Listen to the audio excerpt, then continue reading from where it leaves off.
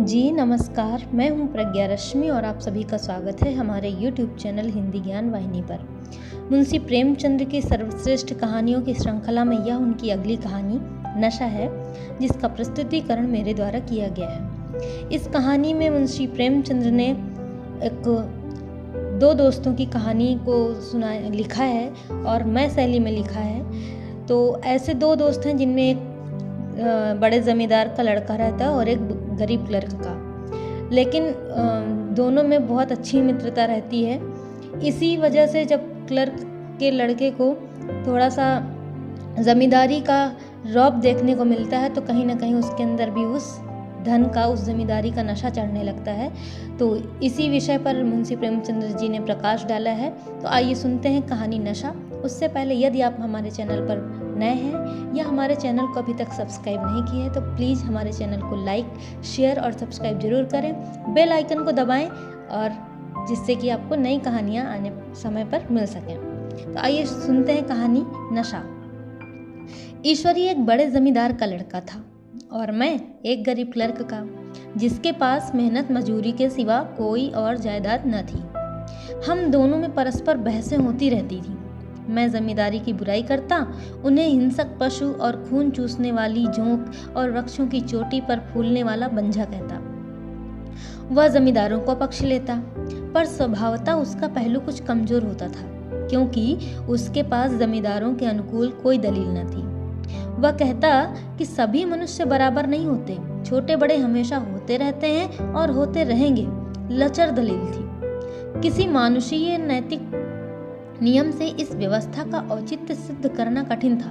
मैं इस वाद विवाद की गर्मी में अक्सर तेज हो जाता और लगने वाली बात कह जाता, लेकिन ईश्वरी हार कर भी मुस्कुराता रहता था। मैंने उसे कभी गर्म होते नहीं देखा। शायद इसका कारण यह था कि वह अपने पक्ष की कमजोरी समझता था। नौकरों से वह सीधे मुंह बात नहीं करता था। अमीरों में जो एक बेदर्दी और उद्दंडता होती है, इसमें उसे भी प्रचुर भाग मिला था। नौकर ने बिस्तर लगाने में जरा भी देर की, दूध जरूरत से ज्यादा गर्म या ठंडा हुआ, साइकिल अच्छी तरह साफ नहीं हुई तो वह आपे से बाहर हो जाता। सुस्ती या बदतमीजी से उसे जरा भी बर्दाश्त न थी।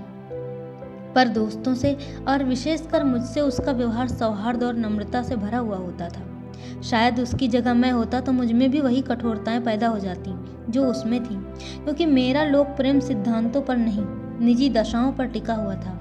लेकिन वह मेरी जगह होकर भी शायद अमीर ही रहता, क्योंकि वह प्रकृति से ही विलासी और ऐश्वर्यप्रिय था। अब की दशहरे की छुट्टियों में मैंने निश्चय किया कि घर न जाऊंगा। मेरे पास किराए के लिए रुपए न थे और न घर वालों को तकलीफ देना चाहता था। मैं जानता हूँ वे मुझे जो कुछ देते हैं वह उनकी हैसियत से बहुत ज्यादा है। उसके साथ ही परीक्षा का ख्याल था। अभी बहुत कुछ पढ़ना है। बोर्डिंग हाउस में भूत की तरह अकेले पड़े रहने को भी ना जी चाहता था। इसलिए जब ईश्वरी ने मुझे अपने घर का न्योता दिया तो मैं बिना आग्रह के राजी हो गया। ईश्वरी के साथ परीक्षा की तैयारी खूब हो जाएगी। वह अमीर होकर भी मेहनती और जहीन है।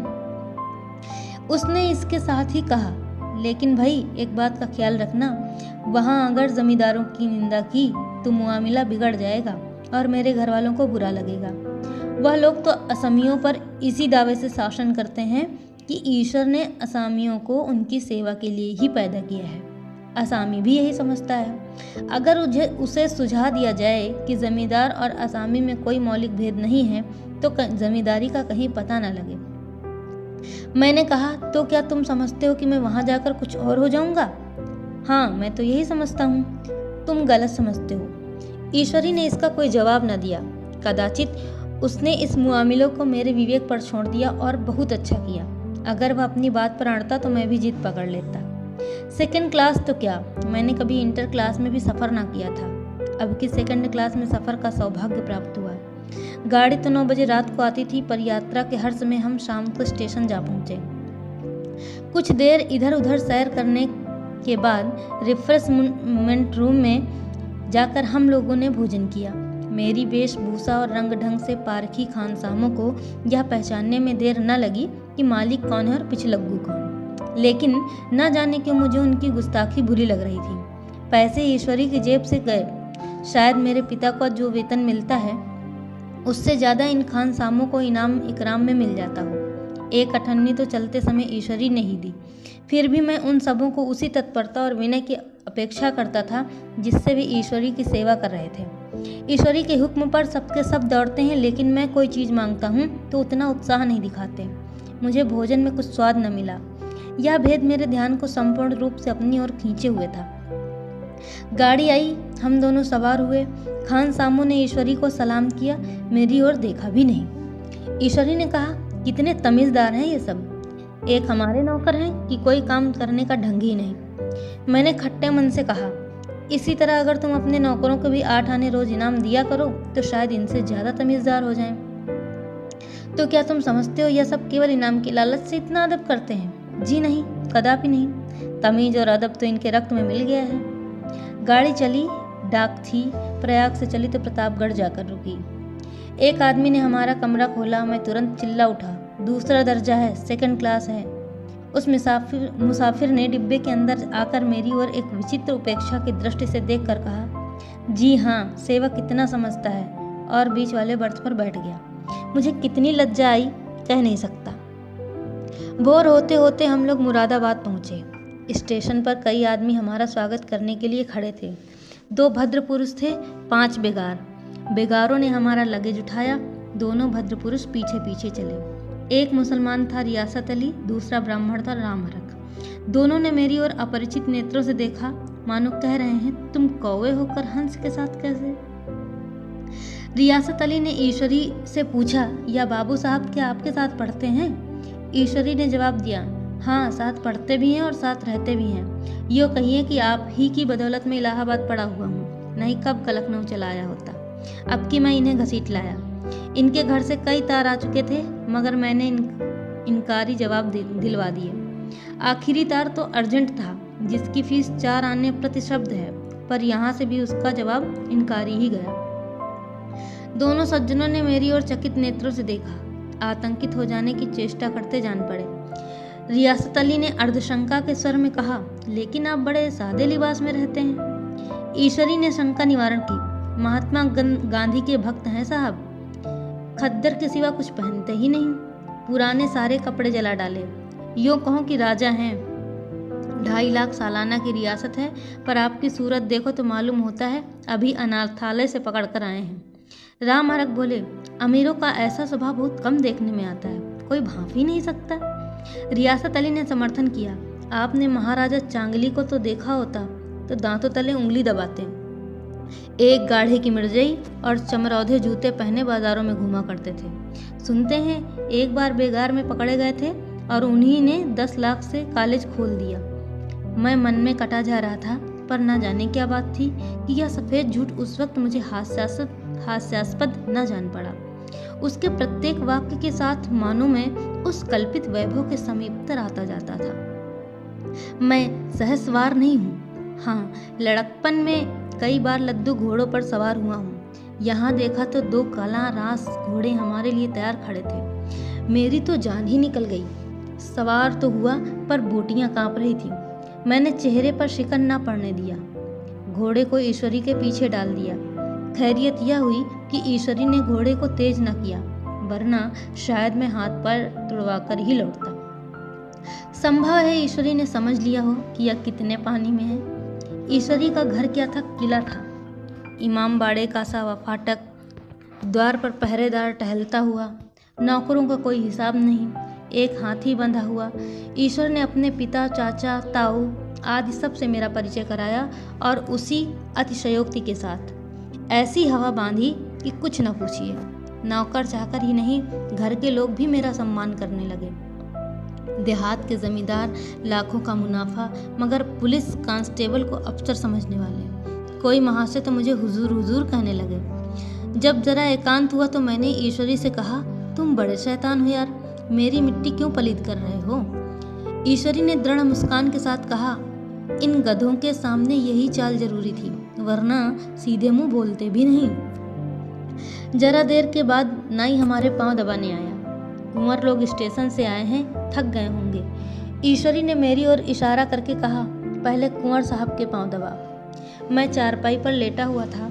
मेरे जीवन में ऐसा शायद ही कभी हुआ हो कि किसी ने मेरे पांव दबाए हों। मैं इसे अमीरों के चोचले रईसों का गधापन और बड़े आदमियों की मुटमर्दी और ना जाने क्या क्या कहकर ईश्वरी का परिहास किया करता। और आज मैं पोतड़ों का रईस बनने का सौंग भर रहा था। इतने में 10 बज गए। पुरानी सभ्यता के लोग थे। नई रोशनी अभी केवल पहाड़ की चोटी तक पहुंच पाई थी। अंदर से भोजन का बुलावा आया। हम स्नान करने चले। मैं हमेशा अपनी धोती खुद छांट लिया करता हूँ, मगर यहाँ मैंने ईश्वरी की ही भांति अपनी धोती भी छोड़ दी। अपने हाथों अपनी धोती छांटते शर्म आ रही थी। अंदर भोजन करने चले। हॉस्टल में जूते पहने मेज पर जा डटते थे। यहाँ पाँव धोना आवश्यक था। कहार पानी लिए खड़ा था। ईश्वरी ने पाँव बढ़ा दिए। कहार ने उसके पाँव धोए। मैंने भी पाँव बढ़ा दिए। कहार ने मेरे भी पाँव धोए। मेरा वह विचार ना जाने कहाँ चला गया था। सोचा था देहात में एकाग्र होकर खूब पढ़ेंगे, पर यहाँ सारा दिन सैर सपाटे में कट जाता। कहीं नदी में बजरे पर सैर कर रहे हैं, कहीं मछलियों या चिड़ियों का शिकार खेल रहे हैं, कहीं पहलवानों की कुश्ती देख रहे हैं, कहीं शतरंज पर जमे हैं। ईश्वरी खूब अंडे मंगवाता और कमरे में स्टोव पर आमलेट बनते। नौकरों का एक जत्था हमेशा घेरे रहता। अपने हाथ पांव हिलाने की कोई जरूरत नहीं, केवल जबान हिला देना काफी है। नहाने बैठो तो आदमी नहलाने को हाजिर, लेटो तो आदमी पंखा झलने को खड़े। मैं महात्मा गांधी का कुंवर चेला मशहूर था। भीतर से बाहर तक मेरी धाक थी। नाश्ते में जरा भी देर न होने पाए, कहीं कुंवर साहब नाराज न हो जाएं। बिछावन ठीक समय पर लग जाए। कुंवर साहब के सोने का समय आ गया।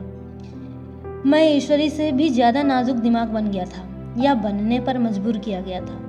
ईश्वरी अपने हाथ से बिस्तर बिछा ले, लेकिन कुंवर मेहमान अपने हाथों से कैसे अपना बिछावन बिछा सकते हैं? उनकी महानता में बट्टा लग जाएगा। एक दिन सचमुच यही बात हो गई। ईश्वरी घर में था। शायद अपनी माता से कुछ बातचीत करने में देर हो गई। यहाँ 10 बज गए। मेरी आंखें नींद से झपक रही थी, मगर बिस्तर कैसे लगाऊं? कुंवर जो ठहरा। कोई 11:30 बजे महरा आया। बड़ा मुंह लगा नौकर था। घर के धंधों में मेरा बिस्तर लगाने की उसे सुध ही न रही। अब जो याद आई तो भागा हुआ आया। मैंने ऐसी डांट बताई कि उसने भी याद किया होगा। ईश्वरी मेरी डांट सुनकर बाहर निकल आया और बोला, तुमने बहुत अच्छा किया। यह सब हरामखोर इसी व्यवहार के योग्य हैं। इसी तरह ईश्वरी एक दिन एक जगह दावत में गया हुआ था। शाम हो गई, मगर लैंप मेज पर रखा हुआ था। दिया सलाई भी थी, लेकिन ईश्वरी खुद कभी लैंप नहीं जलाता था। फिर कुंवर साहब कैसे जलाएं? मैं झुंझला रहा था। समाचार पत्र आया रखा हुआ था। जी उधर लगा हुआ था कि लैंप नदारत।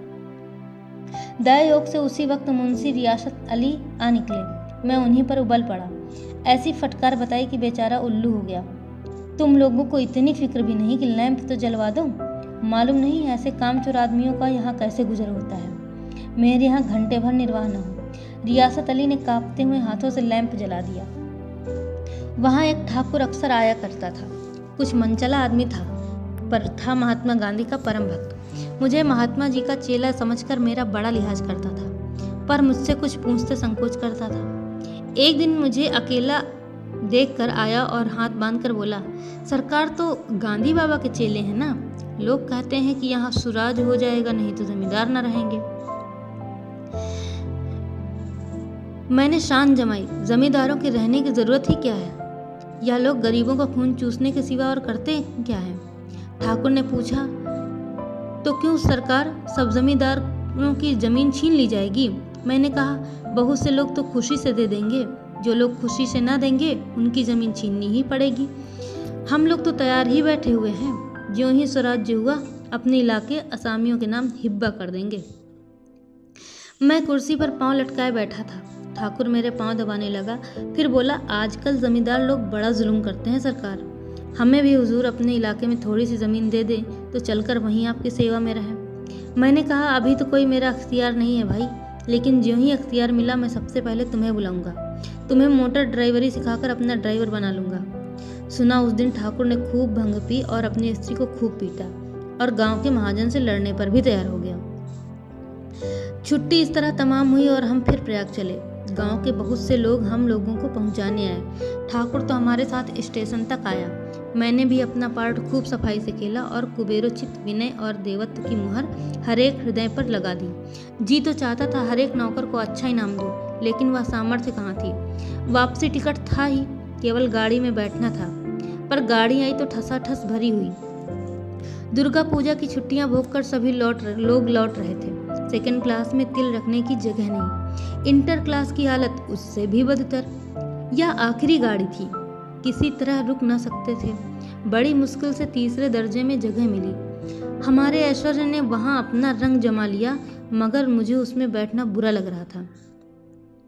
आए थे आराम से, लेटे लेटे जा रहे थे सिकुड़े हुए। पहलू बदलने की भी जगह न थी। कई आदमी पढ़े लिखे भी थे। वे आपस में अंग्रेजी राज्य की तारीफ करते जा रहे थे। एक महाशय बोले, ऐसा न्याय तो किसी राज्य में नहीं देखा। छोटे बड़े सब बराबर। राजा भी किसी पर अन्याय करे तो अदालत उसकी गर्दन दबा देती है। दूसरे सज्जन ने समर्थन किया, अरे साहब, आप खुद बादशाह पर दावा कर सकते हैं, अदालत में बादशाह पर भी डिग्री हो जाती है। एक आदमी जिसकी पीठ पर बड़ा गट्ठर बंधा था, कलकत्ते जा रहा था। कहीं गठरे रखने की जगह न मिलती थी, पीठ पर बांधे हुए था। इससे बेचैन होकर बार बार द्वार पर खड़ा हो जाता। मैं द्वार के पास ही बैठा हुआ था। उसका बार बार आकर मेरे मुंह को अपनी गठरी से रगड़ना मुझे बहुत बुरा लग रहा था। एक तो हवा यूं ही कम थी, दूसरे उस गंवार का आकर मेरे मुंह पर खड़ा हो जाना मानो मेरा गला दबाना था। मैं कुछ देर जब्त किए बैठा रहा। एकाएक मुझे क्रोध आ गया। मैंने उसे पकड़कर पीछे ठेल दिया और 2 तमाचे जोर जोर से लगाए। उसने आंखें निकाल कर कहा, क्यों मारते हो बाबूजी, हमने भी किराया दिया है। मैंने उठकर 2-3 तमाचे और जड़ दिए। गाड़ी में तूफान आ गया। चारों ओर से मुझ पर बौछारें पड़ने लगी। अगर इतने नाजुक मिजाज हो तो अव्वल दर्जे में क्यों नहीं बैठे? कोई बड़ा आदमी होगा तो अपने घर का होगा, मुझे इस तरह मारते तो दिखा देता। क्या कसूर किया था बेचारे ने? गाड़ी में सांस लेने की जगह नहीं, खिड़की पर जरा सांस लेने खड़ा हो गया तो उस पर इतना क्रोध? अमीर होकर के आदमी अपनी इंसानियत बिल्कुल खो देता है। यह भी अंग्रेजी राज है जिसका आप बखान कर रहे थे। एक ग्रामीण बोला, दफ्तरन में घुसन तो पावत नहीं, उस पर इतना मिजाज। ईश्वरी ने अंग्रेजी में कहा, what an idiot you are वीर। वीर, तुम कितने मूर्ख हो। और फिर मेरा नशा अब कुछ कुछ उतरता हुआ मालूम होता था। तो इस प्रकार मुंशी प्रेमचंद की यह कहानी यहीं पर समाप्त होती है। ऐसी ही और कहानियों को सुनने के लिए जुड़े रहिए हमारे साथ। तब तक के लिए धन्यवाद, नमस्कार।